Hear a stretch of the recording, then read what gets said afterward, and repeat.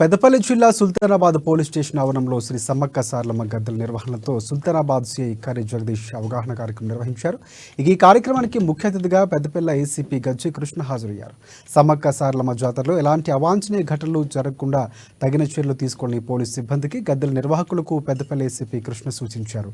అలాగే భక్తులకు ఇబ్బంది కలగకుండా ఎన్ఎస్సిసి అలాగే ఎన్ఎస్ఎస్ వాలంటీర్లను నియమించారు.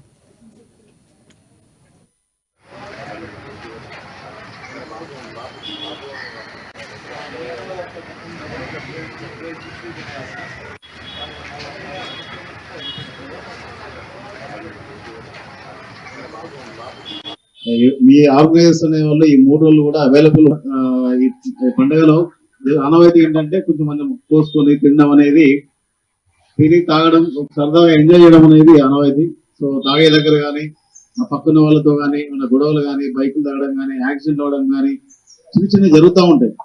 సో ఆర్గనైజింగ్ కమిటీ ఎవరైతే ఉంటారో వాళ్ళు అవైలబుల్ ఉండి ఆ చిన్న సమస్యలు మళ్ళీ పెద్ద కాకుండా ఇమీడియట్ గా మీరు స్పందించి మీరు అక్కడ దశ అవసరం ఉంటే పోలీసు వాళ్ళకి సమాచారం అందించి సమస్యలు పెద్ద కాకుండా చూసుకోవాల్సిన బాధ్యత ఆర్గనైజింగ్ కమిటీ వాళ్ళది.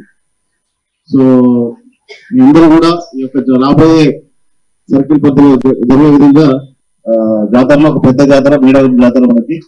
సో మాక్సిమం ఫోర్స్ అంతా కూడా మేడారానికి వెళ్ళడం జరుగుతుంది.